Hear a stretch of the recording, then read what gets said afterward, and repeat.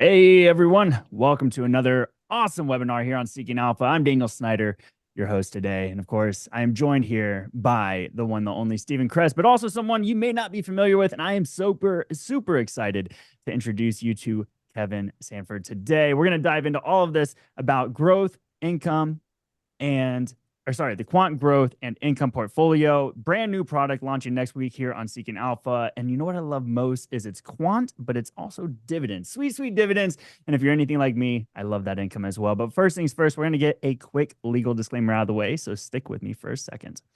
The QG&I portfolio is not an investment product run with real money. It is not a brokerage account, and neither enables nor reflects actual trading activity.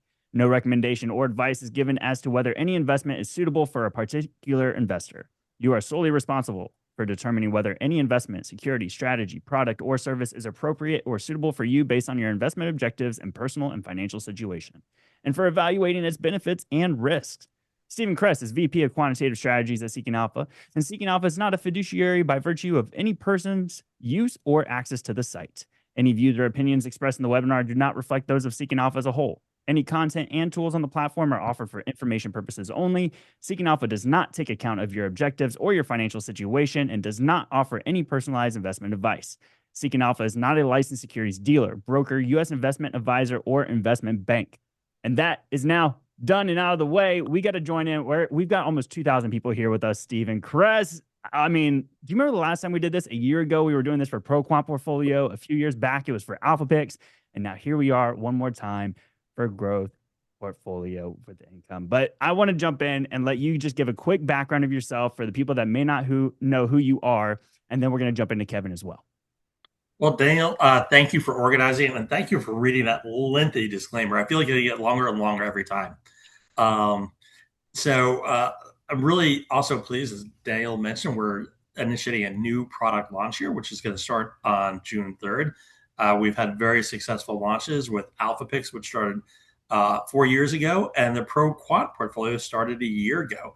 And we'll go into the returns on those products, but I'm sure if you're in any of those products, you've been very satisfied with it. A little bit about myself for those who are new to Seeking Alpha. I'm Steve Cress, head of quantitative strategy. I have a very long standing in the financial community. I've been in finance for over 35 years. I spent the majority of my career at Morgan Stanley, where I ran a prop trading desk in quantitative strategies. I was also the head of Northern Trust Global Investments International. I was also the founder of a hedge fund that I started out of London, as well as a fintech company. And the fintech company was so admired by Seeking Alpha that they actually bought it about 6 years ago. And that is what has brought the quant system to Seeking Alpha. And in the journey, we not only developed the quant system, we also developed dividend safety grades, we developed REIT grades, ETF grades, and a couple great products in Alpha Picks, the Pro Quant Portfolio, and our newest product, the Quant Growth and Income product. Without further ado, I also want to introduce you to Kevin Sanford, who is just joined us on the Quant team. He is a fantastic addition. He has a great macro background. And even though quant is very much a bottom up approach, we often find that there's a lot of volatility in the markets. And that volatility is usually generated by macro events or inflation. And Kevin brings a lot of expertise there. And hopefully, will provide some guidance during difficult periods and volatility periods where we want to start focusing on more stocks that generate income. So Kevin will be our expert on that. So Daniel, without further ado, let's move on to the Yeah, and I was presentation. just gonna give Kevin a second as well. I mean, Kevin, you're Yeah. you're you're like the guy. You're my macro guy. So I'm super excited that you're joining this product, that you're going to be working with Steve around this entire portfolio, keeping people updated, helping out in the community. And obviously we pride ourselves here on the transparency of our products, but also making sure that we are always listening to the users and getting the feedback and relaying and building these products into something that everybody really truly enjoys. So Kevin, thank you so much for joining the team here with Steve. And maybe you want to give a quick, brief rundown of your background and how you got to where you are today. Absolutely. Thank you, Daniel, and thank you, Steve, as well, for those introductions. I'm thrilled to be here with everybody today. As Steve mentioned, my name is Kevin Sanford, and I am a quant strategist here on the quant team at Seeking Alpha. Just a little bit about me. My expertise is in systematic investment strategies with that strict focus on macro and income-oriented approaches. Over the past 5 years, I've led macro research, portfolio analysis, and content strategy across both Seeking Alpha and Stansberry Research.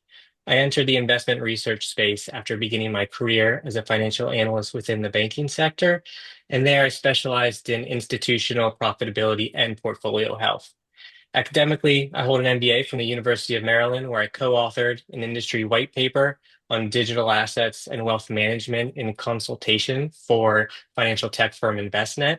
And alongside that, I have degrees in finance and journalism from George Mason University. But ultimately, as we are all here today together, my focus here will be central to the QG&I portfolio. And I'm really excited to share more about the new portfolio product with everyone. And with that said, I'll pass it back to Steve.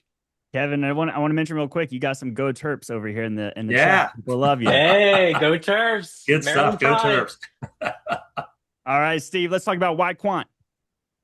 Why quant? All right. So there are many different ways that investors and traders and individuals approach investing. And the methodology that I use after 35 years, and I've been very dedicated to for the last couple of decades, is the quant methodology. And I actually often refer to it as quantamental. And from my perspective, what we want to help people do with our quant vision is to eliminate emotional investing and uncover top stocks using data driven tactics.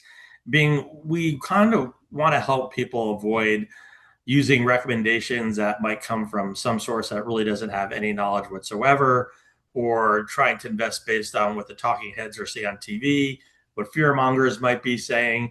We really just want to go with the data when we select stocks. So I developed many years ago a quant system that looks just at the data, and it looks at historical data, and it also looks at forward data as well. And not only does it look at the data, but by using a quant methodology, which embraces computer processing, it enables us to refresh the data every single day. So when we give a directional recommendation that's data driven, it is a fresh recommendation. It's a fresh strong buy, a fresh sell, a fresh hold recommendation. And we're going to get into a little bit more detail about how we do that. So we can go to our next slide, which here you could see what is quant. So quant is basically using data and mathematical models and algorithms to help identify investment opportunities. And when you're using this, so as I mentioned with the previous slide, it really helps to eliminate that emotion and that fear and that anxiety or the fear of missing out that really drives a lot of investors. We try to get away from that because it's not really the smartest way to make an investment decision. And when we rely on the data, we can actually rank companies from best to worst. And we look at close to 5,000 stocks. And when you go onto our platform, you'll literally see a ranking from 1 to 5,000. But better yet, we really take a close look within a sector. And when we identify companies, it's usually on a sector relative basis. So we could separate the strongest and the weakest from within a sector itself. And we do this in a systematic format. So by uploading all this data every day, and the data comes from the SEC, which goes to Standard & Poor's, and Standard & Poor's helps us standardize the data for us.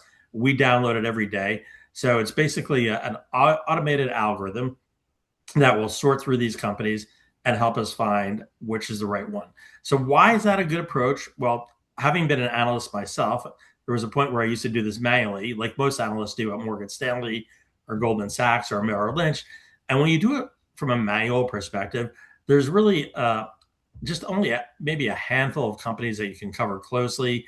The largest your universe could be as an analyst that covers a sector is maybe 15 to 20 stocks. And on all 15 to 20 stocks, you might be able to have a brief update on them, to have a really detailed research report. Maybe you could do one report a quarter. So it's slow. And when you look at an analyst research report, and I'm sure you've seen this yourself, if you look at a report from an analyst from Morgan Stanley or Merrill, sometimes it could be a month old, 2 months old, 3 months old. And from my perspective, when you make an investment decision, looking at a research report that's 2 months old, that's looking at a newspaper article that's 2 months old. You can't make an investment decision based on that. Prices of stocks trade every single day. That price has an impact on the valuation framework. So you need to make an informed decision based on the data that you see today. And that's why we use quant. And I will highlight it. We have a really strong track record. So the quant system that we use, and quants can all be different. We use one that I sort of refer to as a GARP approach. It's growth at a reasonable price. So we're looking at basically value, profitability, growth. We also add in positive analysis, EPS revisions, and we add momentum. So that's sort of the approach that we have. Those are the 5 core investment characteristics. And we select stocks that are collectively strong on all those investment characteristics. So as you look on the left-hand side, what we do, on the left-hand side, we're going to show you the performance of our quant strong buys. And this really is not an investable product per se.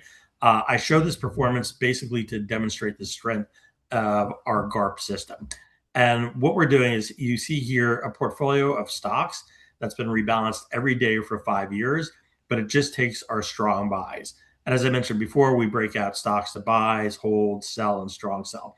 So this is a portfolio of just the strong buys. It's rebalanced every day. And to keep it on an apples to apples basis, we compare it to Wall Street strong buys on a day-to-day basis. And we have a benchmark, which is the S&P 500. So you can see over the last 5 years, our quant strong buys are up 174% versus Wall Street strong buys, which are only up 16% for that 5-year period, and the S&P 500 up almost 50%. So you can see our methodology and strategy works really well. But as I said, it's not really investable when you look at what's on the left. However, when you look on the right, based on so many of our subscribers saying, make this into investable products for us, that's exactly what we did. So about 4 years ago, we launched Alpha Picks. And as you can see on the right-hand side, Alpha Picks, since its inception 4 years ago, is up 387% versus the S&P up 97% for the same period. And Alpha Picks is simply just taking our 2 top quant strong buy ideas every month. So on the trading day closest to the first of the month and the 15th of the month, we send out an email with our top quant strong buys.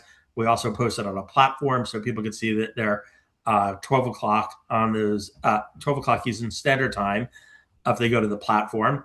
And that's a great way, especially if you don't want to have a lot of ideas coming across, to go with Alpha Picks, which is just the 2 ideas a month. However, answering to client feedback, many of our subscribers said that they wanted more than just 2 ideas a month. So last year, we developed a Pro Quant portfolio, which is a solid 30 stock portfolio, and we rebalance it on a weekly basis every Monday.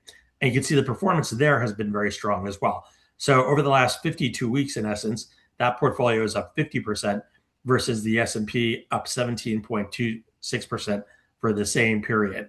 So we took basically that performance and we answered our clients. We said we need investable products. We know the quant does really well, as you see on the left. So we made these 2 investable products. And as you can see, they have done extraordinarily well. So on the back of that, answering additional client feedback and responding to our subscribers, they wanted a product that was more income oriented. And on the basis of that, we decided to start a new product, which we'll be launching on June 3rd, which is the Quant Growth and Income Portfolio product. And that can take us to our next slide. So introducing QGI, the Quant Growth and Income Portfolio. And I'm going to give you a little bit more detail about that product. So we firmly believe this is a very smart way to obtain capital appreciation, which is a core focus of what we want to do at Seeking Alpha, is actually seeking that alpha. And that alpha comes from capital appreciation. But at the same time, we wanted to be able to provide for subscribers who also like income. And the great thing about this is you're getting quant strong buys, but you're also getting stocks that pay dividends.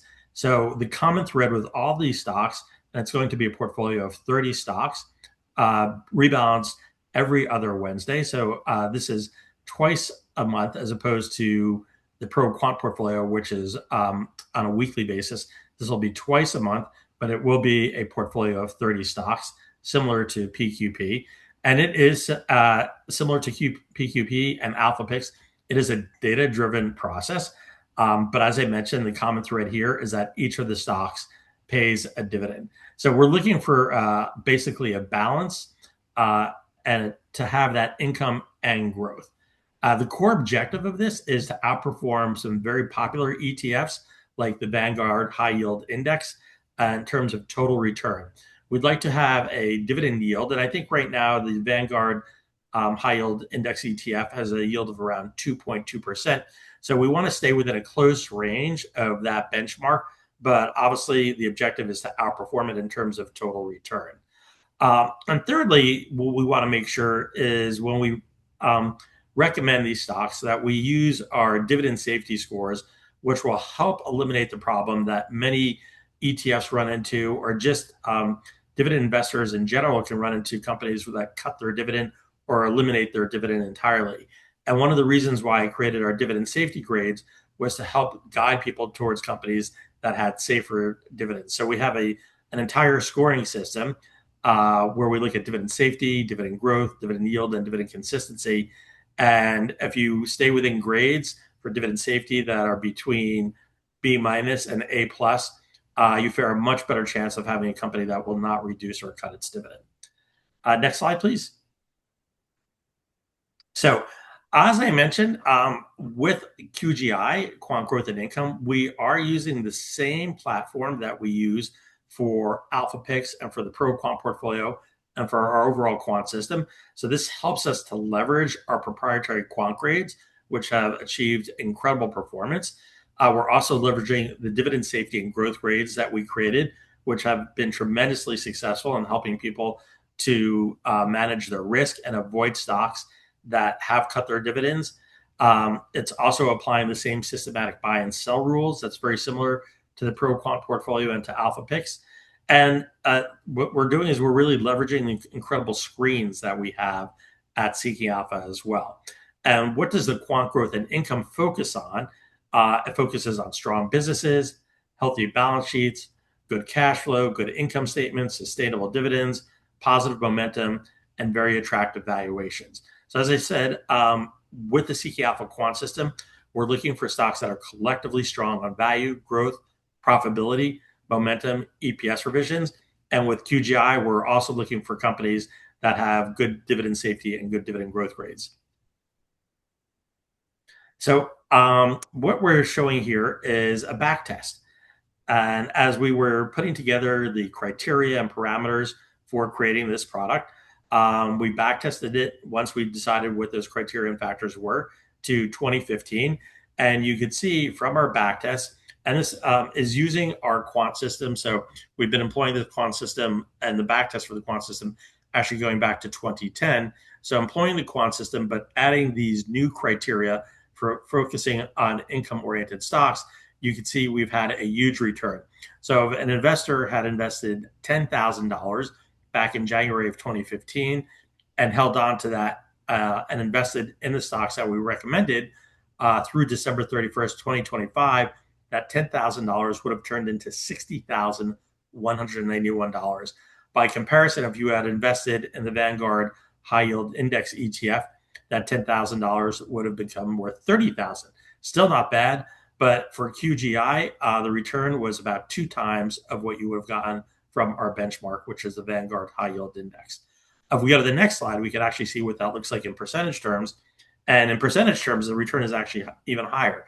It has about 2.47 times the return. And you can see in terms of percentages, if you had invested in 2015, it would have been up compounded. It would have given you a result of 502% versus the Vanguard Index ETF, which would have had a return of 203%. So more than 2.47 times the cumulative total return than the Vanguard High Yield Index VYM. Next slide, please. So not every year is perfect, and I wanted to showcase that. And the reason why this is important is, we did find with our overall quant system, going back to 2010, that it's actually outperformed the S&P 500 every year since 2010. Not quite the same with QGI. We did run into 2 years where it underperformed. So despite having incredible performance since 2015 all in, we had 2 years where we slightly underperformed the benchmark. And that was during the pandemic years, as you can see here. Outside of the pandemic years, pretty much for normalized years, we did quite well. I will say during the pandemic years, it wasn't the stocks so much as investors really rotating into safe haven areas. So these stocks have very good fundamentals. And I often say this with alpha picks and with the pro quant portfolio, that when we run into periods where anxiety is high and fear and sentiment are driving the markets, what happens is people will rotate into cash. They'll rotate into safe havens like gold, or into the utility sector, or into consumer staples, and they sell the stocks with good fundamentals. And that typically, really, we find the quant system is almost like a Richter scale. So before the macro environment really changes and we see that rotation occur, it actually starts to happen with the stocks that are in our quant system, because that's where people go to sell, basically where they've made profits, where they've had strong momentum, and it's the fastest and easiest way to raise cash. And often what we find is before that corrective phase is even over, stocks with good fundamentals, particularly with the ones we focus on, start to rebound faster than the market does. And as you came out of the pandemic, that's exactly what we experienced. So we had 3 really great years of outperformance by 9.3%, 8%, and 8.7% that followed. And that is in terms of the outperformance. For the actual returns for those years, you can see the QGI was up 15.92%, then up 24.5%, and then up 24.96%. So really blowing away the benchmark during those years. So it really acted quite as I would have expected during a period like the pandemic. People sell stocks that have good fundamentals. This was no different, but the comeback was much harder and better than the overall market. Next slide, please. So this takes a look at QGI versus VYM for the cumulative returns for different periods in time. We look at 4 different period time horizons here. If you look at the far right side, you'll see the 10-year return was 418% compared to 189%, so handedly beating it over a 10-year period. If you look at a 5-year period, the return was 107% versus 85%, a handy beat there too. And then as we're looking over the last, unfortunately, I've got a little message popping up over that period, but you can see we outperformed 81%. There we go, versus 45% for the 3-year period. And the 1-year return on the far left is 24% versus 15%. So most ETFs and mutual funds will typically look at different time horizons, and we wanted to go through the same experience with this and display those returns. And as you can see, very, very healthy returns over the 4 different time horizons.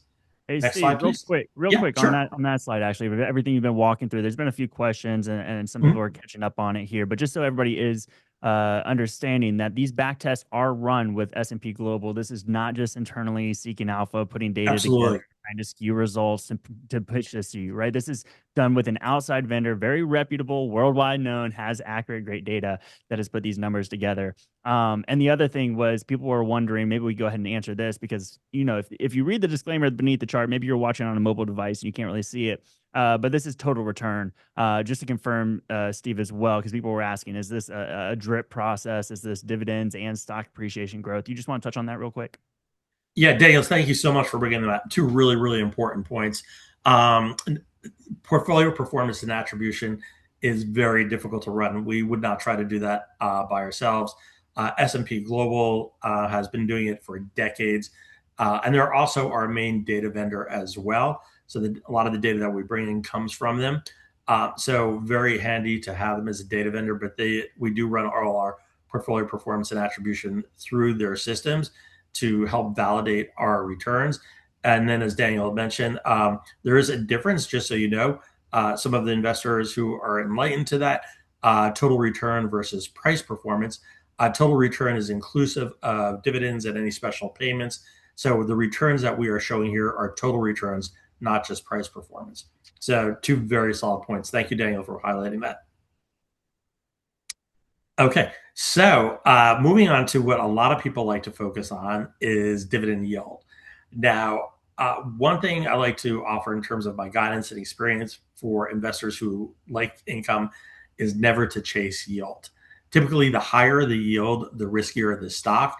And we can find a direct correlation when we look at our dividend safety grades. Companies that tend to have the highest yields will often have the poorest dividend safety grades.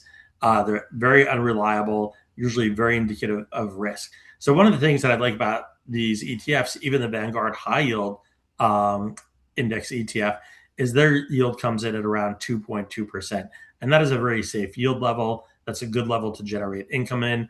What we find as we recommend these stocks and REITs that QGI invests in is we'll find yields anywhere between 1% and 6%. Sometimes they can go higher, but on average, we will typically have a yield that is within the range of VYM.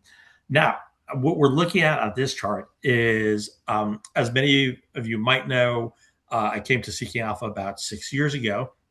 And when I initially started, we were not covering REITs. REITs are very different than most other stocks. So it needed, when I wanted to develop a system to grade REITs and to score REITs, we had to develop scores that were centric to real estate investment trusts. And we did launch that. And that was around the 2019, 2020 time period. So we do invest in REITs with QGI, but when we run the back test, it's important for us to show what our returns were just investing in stocks before REITs and post the REITs, and more importantly, what were the yields. So you'll find that typically the yield that we had before we included REITs, it was lower than the Vanguard High Yield Index ETF. But once we started including the REITs, we were able to get the yield up. And what I'm pleased to say is we were able to get yields that were not only closer in line to the Vanguard Dividend Index, but the total returns for both the before and after period were superior to the ETF. So I just wanted to sort of highlight, for the most part, we do believe that we'll be able to keep our yield in line with the Vanguard ETF yield. There could be some periods, quarters or weeks or years where it's under a little bit or maybe over a little bit. As you can see here, most recently, the yield on QGI has actually been greater than the Vanguard index. But for a long period prior to us having REITs, our yield was below it. But I am happy to report, in recent years, over the last 3 years, we consistently have had a yield that's actually higher than VYM. And I believe one of the first questions I saw, and I think her name was Wendy. She was an avid fan of both Alpha Picks and PQP, and was asking about the barbell approach that I've frequently talked about in the past, and if QGI can be used for that. And that is an absolute yes, Wendy. And one of the reasons why I'm really excited to have QGI is you will often hear Daniel and I on webinars during periods of extreme volatility when markets are getting crushed. We will be guiding people towards income-oriented stocks to help soften that blow. And Alpha Picks is very focused on capital appreciation. PQP is even more focused on capital appreciation. But it's really nice to have a balance, what we refer to as the barbell approach, between stocks that are looking for very strong fundamentals, but also stocks, on the other hand, that can supply some income. Because volatility happens all the time. It used to be, volatility would be once every several years where it spiked. Now we're finding sometimes it's like twice a year where we see spikes in volatility. And that means the market could be pulling back anywhere from 5 to more than 15%. And we have had that kind of volatility a lot, basically after like 2020, between the pandemic and presidents being elected and hyperinflation almost and tariffs. There's just been a lot of volatility now with AI and now with geopolitical events. There continues to be volatility. So it's really nice to have a product that can offer you that balance of income. And that just provides additional diversification. And as I often say, diversification helps to minimize your risk and maximize your returns. And you will find that through the addition of adding some stocks that do have income. So it really is like the perfect barbell approach to be using on one side, either Alpha Picks or PQP, and then the other side to have QGI. In terms of the overlap, it's not as much as you think with the new product. QGI overlaps about 2.6 stocks with Alpha Picks on average, and about 3 stocks with PQP on average. And just as a refresher, PQP rebalances every week, and with Alpha Picks, it's only 2 stocks a month. So there actually is not a lot of overlap on average with our new product, which is the Quant Growth and Income Portfolio. Next slide, please. Okay, in terms of turnover, as I mentioned, it's every 2 weeks, and it's about 2 stocks, technically 1.95. And I do want to warn people, there will be periods where we have absolutely no turnover. There will be 0 recommendations. And then there could be periods where there might be 8 stocks that turn over. So we find on average it comes in around 1.95. And you can see where the outliers are by looking at this graph. So I'm looking, I think, going back 15 years, how many times were we over 9? There were 2 periods where we were over 9 stocks in terms of the turnover on those Wednesdays.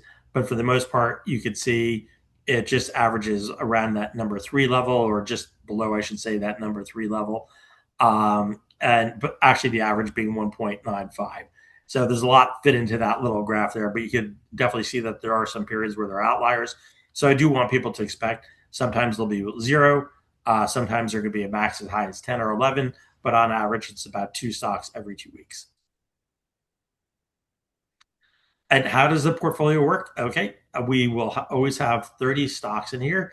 We invest in REITs, ADRs, and stocks of different market caps worldwide. We don't own the underlying shares worldwide. It would only be ADRs, which are American Depository Receipts, which reflect those foreign shares. We rebalance it on a bi-weekly basis every Wednesday at 1 p.m. So I wanted to add, for those of you who are alpha picks, every once in a while there will be a day where it does hit the same day that we rebalance QGI. So to create a little bit of a difference, alpha picks, we make the announcement at 12 o'clock noon Eastern Standard Time. For QGI, it will always be at 1 p.m. Eastern Standard Time. So there will be a 1 hour difference, and it will allow investors to take a look at those alpha pick stocks at noon or QGI at 1 p.m. We won't often have it where it overlaps, but it will happen, on rare occasions. And in terms of the selection, we are, the quant selects based on factor and dividend grades, as we do with the factor grades for alpha picks and PQP. But with this particular product, we will also be employing the dividend grades. Next slide, please. Okay, so how does the portfolio work? Here are our buy rules. Before a stock enters the portfolio, it must have the following criteria. It has to have an active dividend. So being the stock has to pay a dividend. The quant power, we're looking for a stock that has a buy or a strong buy. We're looking for dividend grades. And those dividend grades have to be within a certain range for dividend safety, dividend growth, and dividend yield.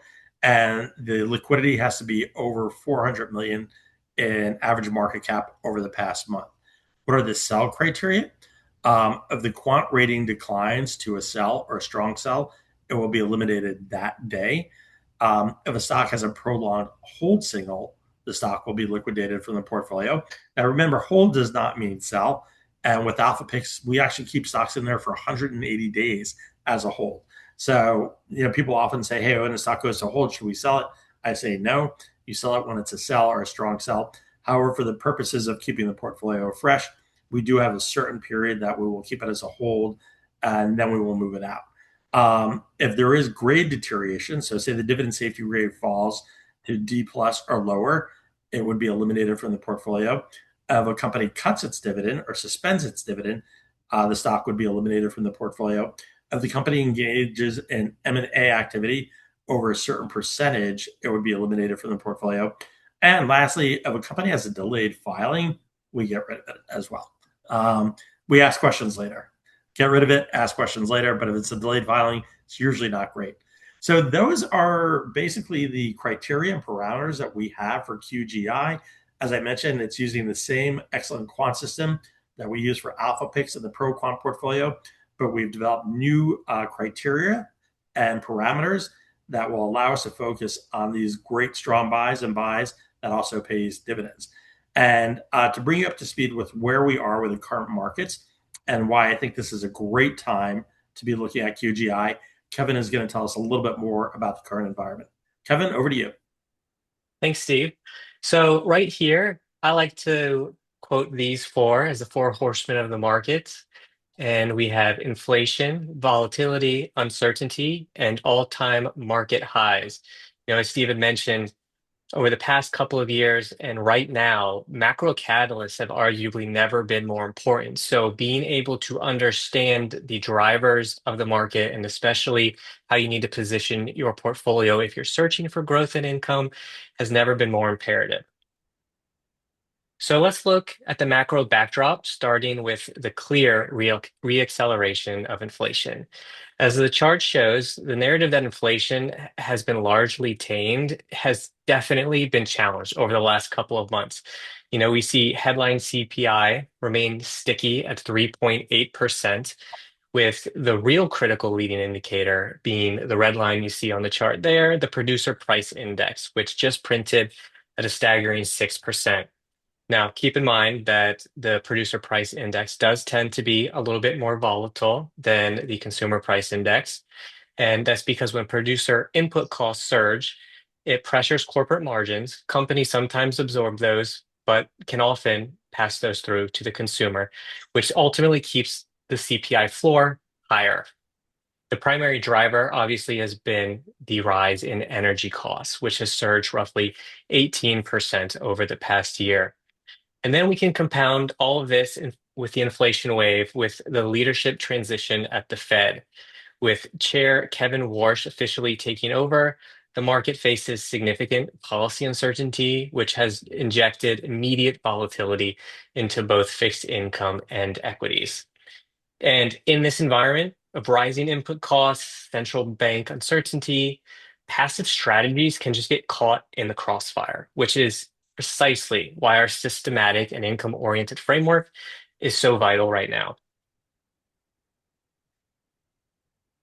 And as we see here, following that inflation re-acceleration, we can look at the market and what is actually pricing that risk at.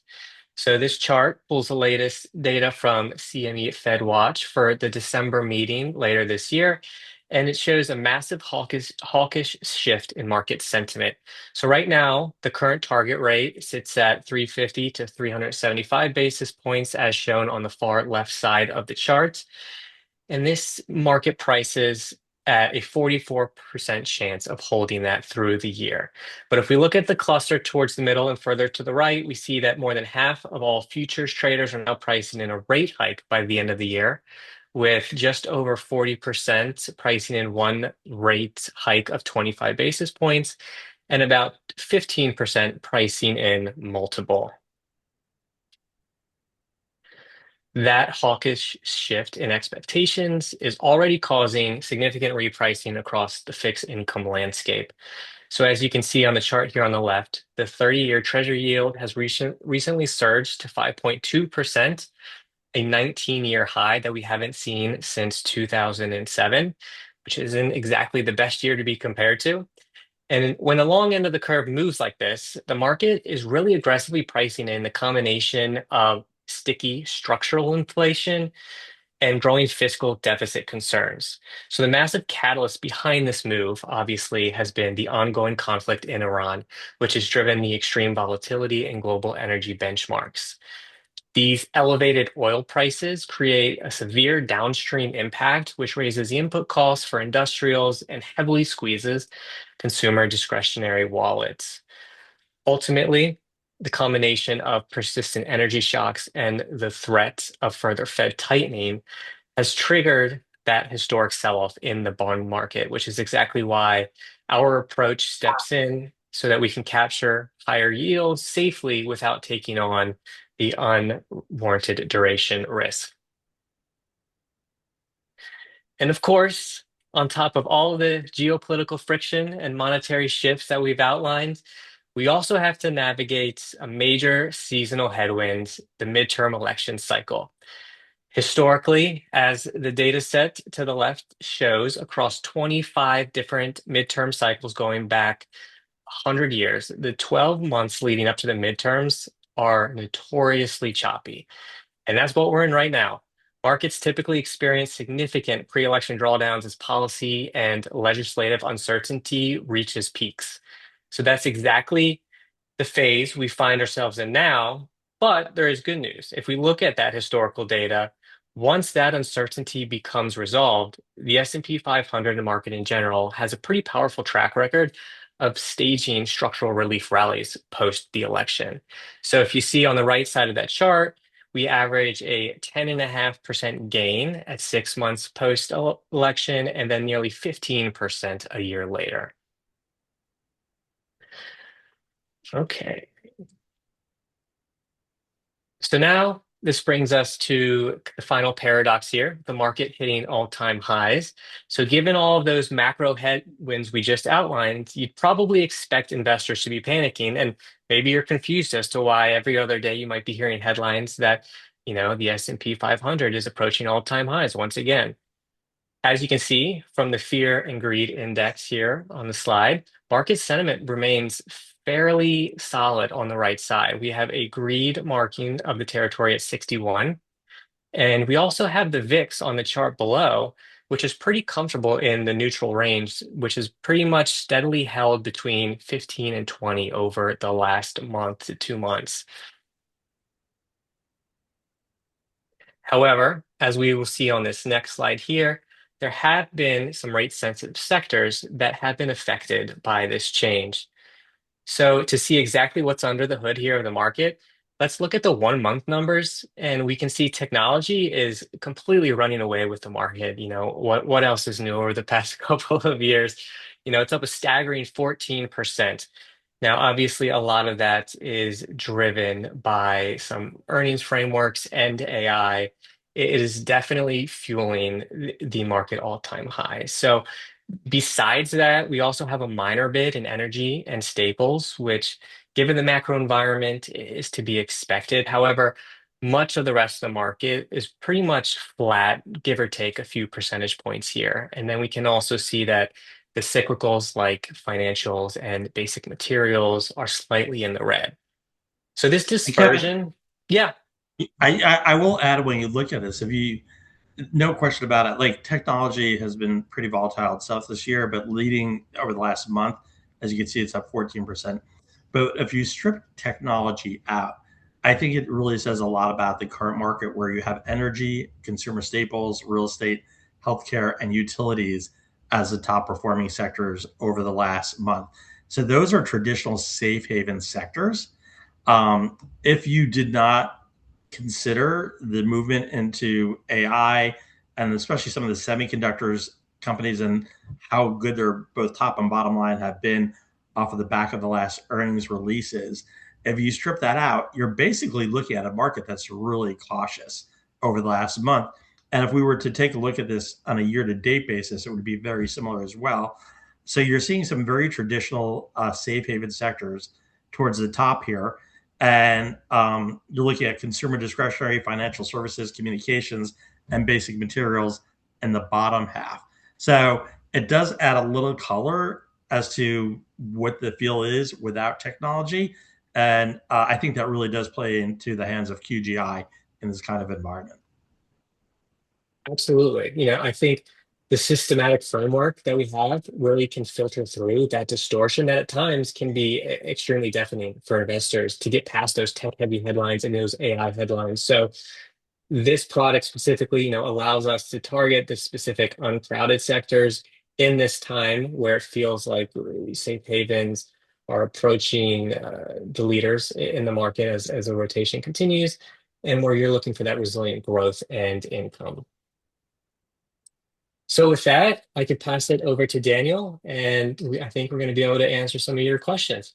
Gentlemen, thank you so much for the rundown through this today. I mean, it's an exciting time. Steve, like you're talking about the barbell approach. We've been talking about this on webinars for many, many years now. I mean, and then Kevin, just your insights into the uncertainty going on in the world, whether we're talking about the wars, whether we're talking about tariffs, whatever we're talking about, we know that you're on top of it. So we appreciate you on that side as well. We do have a lot of questions to dive into. I think there's a lot of excitement about a new product. We've seen it time and time again. The back test looked amazing. People have questions. But before we dive into that, there were a lot of questions about what is the cost? When does this all roll out? What is happening? So let me answer those for you right now. So the Quant Growth and Income Portfolio is officially going to launch on June 3rd. That'll be the first day when all 30 stocks are released all at once for that period. The annual price typically is going to be $4.99 a year, just like Alpha Picks. But for that first month time period, we are going to run a 20% discount. So that'll be $3.99 for the first year for anybody that takes advantage of that. And I think that pretty much covers it. I dropped a link in the chat earlier. I'll drop a link here again. If you're watching the replay, it'll be beneath the video. You can join the waitlist now to be notified when the checkout page goes up so that you're ready for when that first portfolio of 30 stocks drops for you as well.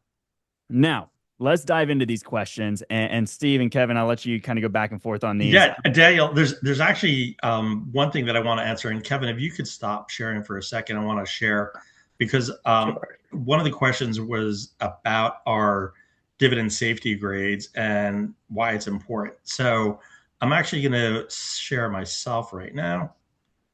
And we're going to go into this. And I know where you're going with this. So just so everybody's aware, these were also back tested with S&P Global. Yes. So what we're taking a look at right here to answer this individual's question, why are our proprietary dividend safety grades so important? I don't know of any other firm that has dividend safety grades. I developed this a couple of years ago, and it's because we have so many subscribers at Seeking Alpha that do look at stocks with dividends. And I really didn't want to be on the side of a stock that had a strong buy where they didn't have some kind of indication if that dividend was at risk or not. And there can be many situations where you do have a company that has a strong buy and its dividend will be at risk because the company wants to be able to earn money and put that capital back in. So sometimes they will want to cut those dividends. And I didn't want to risk that situation for individuals that were dependent on income. So I created a system where we have dividend safety grades, dividend growth grades, dividend yield, and dividend consistency. Two of the most important grades here are really dividend safety and dividend growth. So we selected criteria that was predictive of companies that would cut their dividends and predictive of companies that did not cut their dividends. And here's the bottom line. Since 2010, okay, by using our dividend grades, you can see 99% of dividend cuts were averted by owning stocks with a dividend safety grade between A+ and A-. But you can make the criteria even looser. 98% of dividend cuts were averted by owning stocks with a dividend safety grade between A+ and B-. So that really opens up the range quite a bit. We even find companies with a C+ tend to be safe. So anything between C+ and A+. However, on the opposite side of that, we found that 91% of all stocks that cut their dividend had a dividend safety grade between F and C+. And we found that 60% of all stocks that had a dividend safety grade of F cut their dividend grades. So if you're ever on the premium platform and you go to where we have dividend grades, you can simply click on the dividend safety and it will show you all the underlying metrics that we assess that go into generating that overall dividend grade. And actually, I guess we could do that right now. I'm going to switch to Microsoft. And Danny, can you just confirm that you see Microsoft there? Yep, we are with you. Terrific. So you can see where it says dividend grades. I'm going to click on that. It's got a dividend safety grade of an A. And we're going to click one more time. And it's going to come up. Okay. So you can see the overall dividend safety grade is an A. And then here are some of the metrics we look at. We look at dividend payout ratio. We look at cash flow payout ratio. We look at free cash flow yield to dividend yield. We look at dividend coverage, interest rate coverage, net long debt over assets. We look at debt over EBITDA. We look at debt to equity. We look at cash from operations. We look at the log of unadjusted stock price. We look at the 60-month capital asset pricing models. We look at sustainable growth rates. We look at dividend growth rates. So these are the underlying metrics that go into it. And Microsoft has an A, so you know their dividend is fairly safe. If we scroll down and you look at the dividend growth, you can see dividend growth for Microsoft is very strong as well. So what are we looking at? We're looking at 1-year dividend growth rates. We're looking at 3-year growth rates. We're looking at 5-year growth rates. We're looking at the EPS growth rate.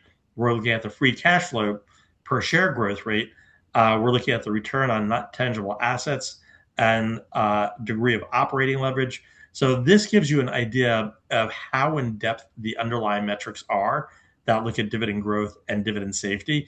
So I wanted to bring it to your attention that a major part of what separates this from basically all the other type of income-oriented products that are out there is that we are using our proprietary dividend safety grades and dividend growth grades as a part of selecting the stocks that go into this.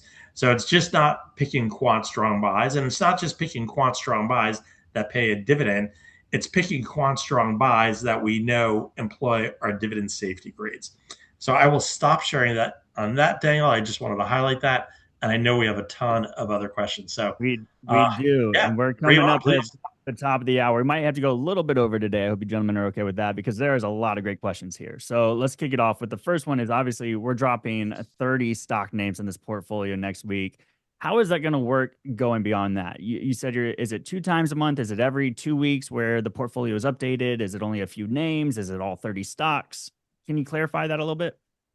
Yeah, so on average, we'll find. So when we start on June 3rd, that will be when we announce the portfolio of 30 stocks. So obviously, that's going to be every single stock that's in the portfolio on that date. Thereafter, June 3rd, basically every other Wednesday, we will rebalance. And you should expect on average that there could be 2 new stocks. Again, that's not going to be precise because it's based on how the model looks. It's based on how the stocks are trading. Depends on how those stocks look relative to their sector. So there's a big scoring system in place that we employ, but you can expect after the first portfolio of 30 stocks, every other Wednesday after that, we'll have the rebalance. There will be plenty of information. Information will probably come out on a weekly basis, but at bare minimum, every Wednesday, you'll receive an email at 1 p.m., which announces any new additions or any stocks that will be liquidated from the portfolio. But myself and Kevin will be writing quite a bit to update people, especially on other things like, looking at how often the companies will be paying out. So we'll have a dividend calendar that we're employing, and we'll provide information on the back of that dividend calendar and stocks that are centric to the portfolio.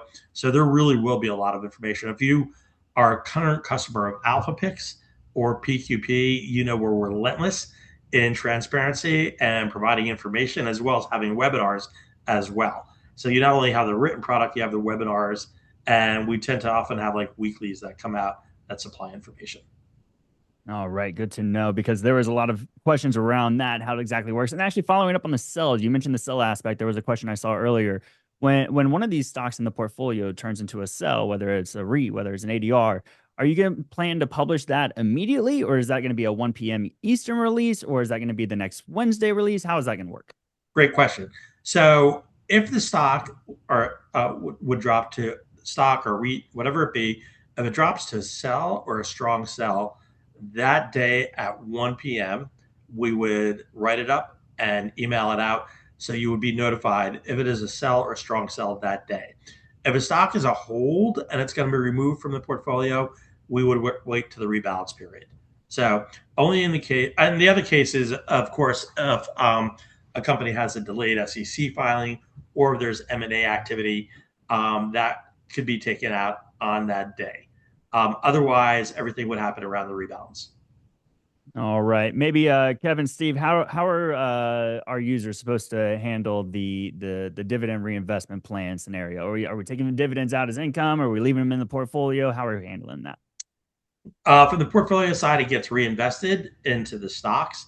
Now, of course, as a subscriber, we can't tell you how to do that, but I can tell you what we're doing with the portfolio. So it gets reinvested. As an individual investor, we don't know what your risk tolerance is. We don't know your cash levels. So you have to make that decision, but we are very transparent with what we're doing, and it gets reinvested. All right, thank you, sir. All right, here's a great question that I thought was interesting because of AlphaPix and PQP. Say you have a portfolio, right, and you sell a stock in, call it September. Are we going to have any rules? Are there any guidelines baked into this product as well, where that stock doesn't re-enter for a period of a year? Is there anything like that similar to those other products?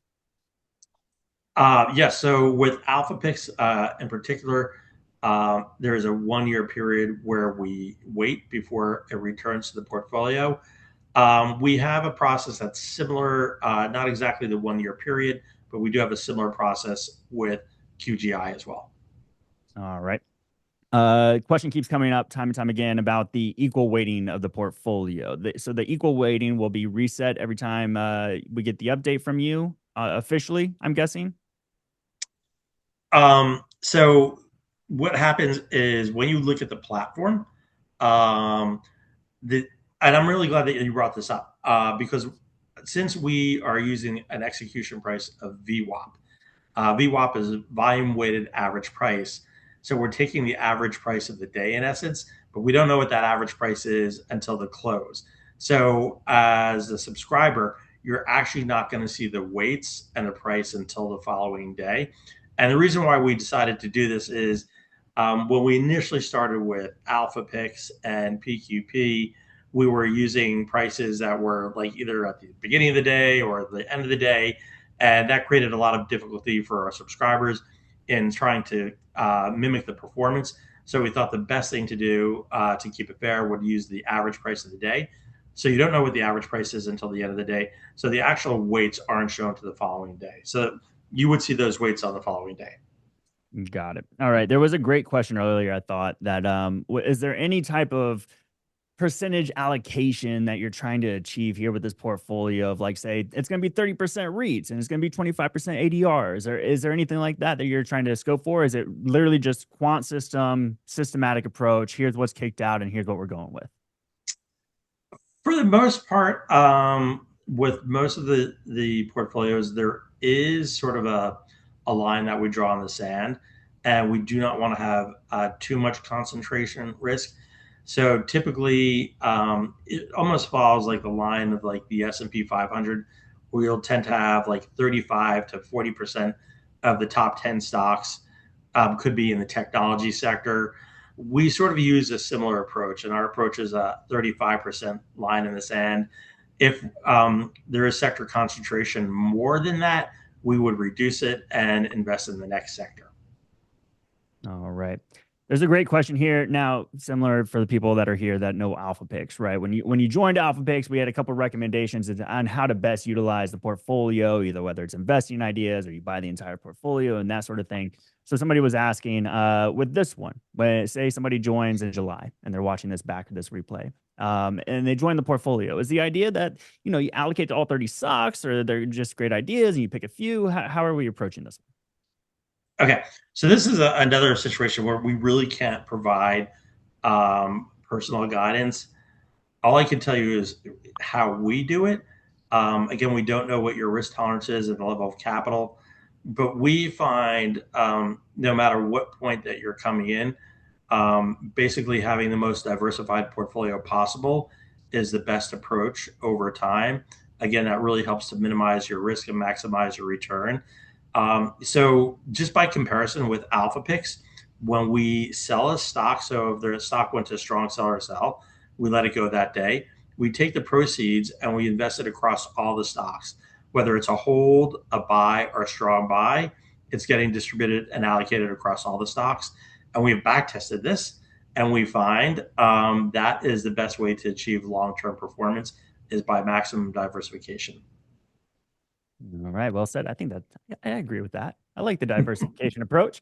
Another question for you. So the idea is right. There's stocks that pay dividends every 90 days or so, or and on their ex-dividend date, and then you have things like REITs that do pay every 30 days. So looking at the back test that you showed earlier about incorporating REITs and the REIT grades, I remember when those were launched. Actually, funny enough, is there going to be any kind of guidance with that? I mean, if we're looking at monthly income versus 90-day income, and what happens if one of those turns to a sell? Like you immediately just drop it and say the dividends in 2 days. You just drop it, walk away, and continue on.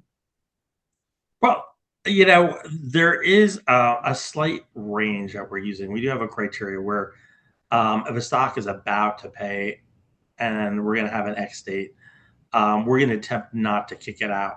I want to say, not to kick it out right before that dividend comes. With that said, for the most part, this is a systematic process. It is a data-driven process. Our process compares that stock to all the other stocks in the sector, and it is a sector relative decision when it's being made. It has no fear. It has no anxiety. There's no subjectivity. So when the system makes that decision. For the most part, that decision is made, but we are allowing a little bit of flexibility to make sure if there is an X date that's relatively soon to capture it, and then that stock will be eliminated. But you will find sometimes we will just get rid of those stocks if that's what the system dictates. I am glad. I forget who asked that question, but I'm so glad they asked that question because I just think about in the world of REITs, right? When you have the monthly dividend income, that's going to be pretty frequent. So thank you for the clarity there. Let's see here. I know we're coming. Yeah, we're past the hour here a little bit. But there was the question that came up again. This is kind of we're thinking about barbell approach here. So Steve, you had mentioned earlier something about maybe having quant growth and income as well as alpha picks. Is that the barbell, or is it that this portfolio within itself is the barbell approach? No, it would be the barbell approach would be, say, having alpha picks and the quant growth and income as two different products.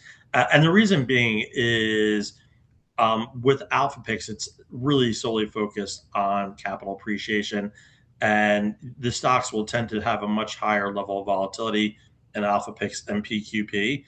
And part of that is kind of good. Like when you do run into volatile markets, I'm telling you, those stocks will sell off. And if you have been an Alpha Pix customer or a Pro Quant portfolio customer, you do know what I'm talking about. Daniel and I, many times, have indicated, you know what, we're seeing problems with these stocks. It usually is indicative that there's something, you know, uh, wrong with the overall macro environment. And very often we've been right. But part of the benefit of that is like when you go into this corrective phases, you really want to load up on the stocks in Alpha Pick and PQP. But you could help sort of soften the blow by having a barbell approach where you have stocks that are focused on capital appreciation and income, as well as ones that are really focused on capital appreciation. So it offers a very nice balance. And you as an individual can decide when you want to balance that out. And that's one of the things really that Kevin was trying to highlight earlier today. There really are a lot of unknown factors out there with inflation going up, with interest rates going up, with what's happening with the war, what's happening with midterm elections. There's a lot of volatility. And as we were reviewing the sectors, if you stripped out technology, the sectors on the top half of the 11 gig sectors were pretty much all safe haven sectors as opposed to like risk on. So the market's trying to tell us something here. And that's why if you feel and you believe the market's trying to tell us something, and again, we're not macro investors, we're not top down, we are bottom up pickers, but you can't sort of ignore what's happening with the overall environment. And diversification is really important for long term returns and to minimize that risk. So that's why we often will say go with this barbell approach and try to identify stocks that produce income along with the stocks that really generate alpha. Yeah, well said. And I can't wait to see actually how this portfolio does in volatile moments, right? Share prices come down, yields go up. We're going to see. I don't know. Obviously I'm a big fan of quant because I get too emotional as an investor, and it's nice not to have to think about things. If should I sell the stock in the morning? Should I wait? And I just look at it and I'm like, it's a computer. It doesn't think. It looks at data. We're good to go. So especially in volatile moments, as we know, Steve, when we've done all these webinars of people market sell-offs, bear markets, ups, downs, August, big spikes like crazy. I mean, we've been through it all. So I'm excited to see how this product launches, how the performance is. Everyone, I can't thank you enough for joining this webinar today to learn more about quant growth and income. Kevin, it is like awesome to have you part of the scene. I just want to say that. And everybody, just as a reminder, if you do end up subscribing to this portfolio and getting started on June 3rd, you will have your first office hours webinar that day as well with Steven and Kevin. And they will be guiding you every time they do a full write-up of the portfolio switching. They'll be in the comments. They'll be there right with you, listening to your feedback as the product continues to evolve. So one more time, it does launch June 3rd. The annual price is typically $4.99 for a year. However, we will have that 20% discount the first month. So it'll be $3.99 for anybody that takes advantage of that. And obviously, I've dropped the link many times to join the wait list, and I hope you took advantage of it today. Steven, Kevin, anything you want to say here before we jump off? First day, I just want to thank you for hosting this event today. Super excited to get this product out the door, mostly because many of our subscribers to Seeking Alpha have requested it. That's how we started Alpha Picks. We started PQP. So hopefully we're fulfilling the needs of our customers who've requested this. And I don't think they were disappointed with Alpha Pix or PQP. And my belief is they will not be disappointed with this as well. So this is for our subscribers and investors. We created this product for you, and I hope it helps everybody. So on behalf of the Quant team and Seeking Alpha and Kevin, thank you so much for your time and attention today. And we hope you find this to be a very valuable offering for your portfolio. Kevin, any last words, Mr. Macro? That's your nickname now. I'm just gonna call you Mr. Macro. Yeah. I love it. No, I mean, just to keep it short and sweet, there's a lot of volatility, like Steve said. You can't beat a dead horse enough for the volatility we're seeing. If you're uncertain of headlines you're seeing or hearing in financial media, that's exactly why this product is here. You've seen the success we've had with our amazing quant team and our products with Alpha Pix and Pro Quant, and you're definitely going to want to get in on QG&I here at launch because you don't want to be here 6 months from now with volatility, something happens, and then seeing the amazing, hopeful returns that we expect with what we can achieve here. So I think that you're going to be excited. I'm excited for all of the viewers here and their subscribers to the product for what's ahead. All right, and everyone, Daniel, I will say I did see somebody posted a question that none of his questions were answered. Obviously, we have a lot of people on this call today, but what I want to tell anybody who did not have their question answered, when we launch the product, you will have the ability to put comments on that article. So you'll read the article, put your questions into the comment section, and we'll do our very best to be able to answer your questions in that comment section. So again, the product and the first article will be launched on June 3rd, which is next Wednesday. So I know many of you did not get your questions answered today. There are thousands of people on the call, but we will do our best to answer your questions. So please put them into the comment section when we launch it next week. Real quick, Steve, let me pitch you this live here on the spot and put you under pressure. What if these people went over and just followed you on Seeking Alpha on your author profile and messaged you right now? Are you willing to start answering the questions early? I would say that inbox has a lot in it. I feel like if we go when the product is launched, we'll really be paying attention to the comment section there. So I think it might be better to just wait for the article to be released because that inbox has quite a bit in there. And I do feel bad I can't get to all of them. Sounds like you need an AI agent for that inbox then. I do. There is no AI agent for me.